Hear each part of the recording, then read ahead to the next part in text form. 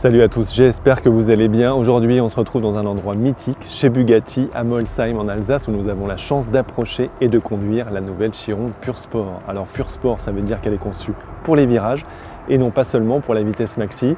1500 chevaux, 5 secondes 9 annoncées de 0 à 200 km/h, 60 exemplaires seulement et 3 millions d'euros l'unité. Bienvenue dans le royaume de Bugatti. Suivez-moi.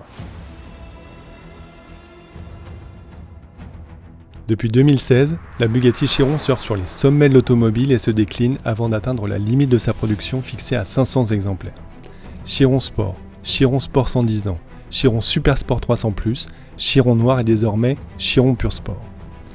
Difficile de s'y retrouver d'autant que les différences mécaniques entre les modèles ne sont pas évidentes. En clair, Bugatti joue sur les réglages et sur les détails pour attribuer à chaque déclinaison un rôle précis. Celui de la Chiron Pure Sport consiste à négocier les virages.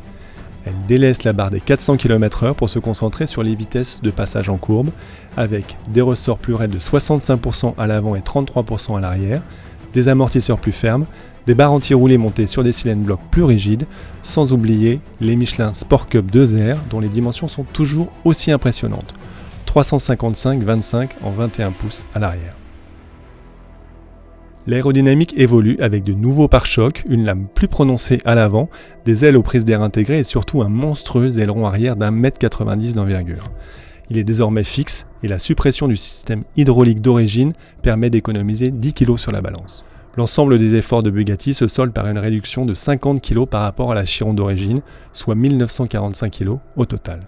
La différence est faible, mais elle vise des points importants comme les masses non suspendues grâce aux jantes en magnésium dont l'effet se ressent sur le comportement. Les Michelin Sport Cup 2R et leur nouvelle structure revendiquent, quant à eux, une augmentation du grip latéral de l'ordre de 10% par rapport à la Chiron classique. Sur le plan mécanique, le W16 de 8 litres gavé par 4 turbos reste identique à l'origine à un détail près.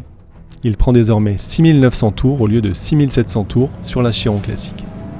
La boîte à double embrayage 7 rapports subit des modifications plus importantes.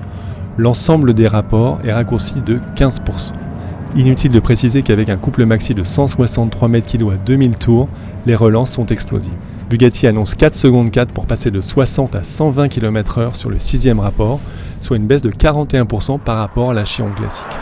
Alors évidemment, la Chiron Pure Sport, même si elle est faite pour les virages, la première chose importante c'est l'accélération.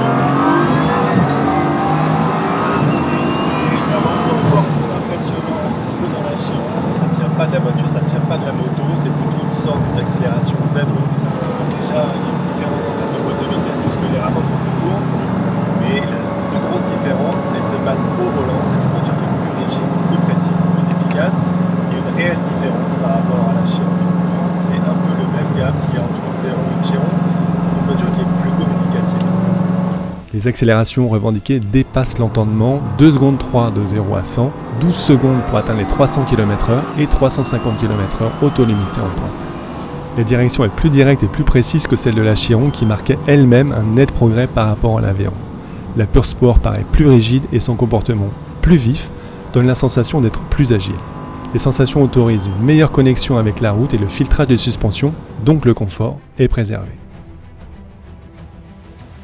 Après l'essai, on s'aperçoit que la Chiron Pure Sport est plus agile, plus efficace, plus communicative sur le plan du comportement et toujours aussi inclassable en accélération et en sensation moteur.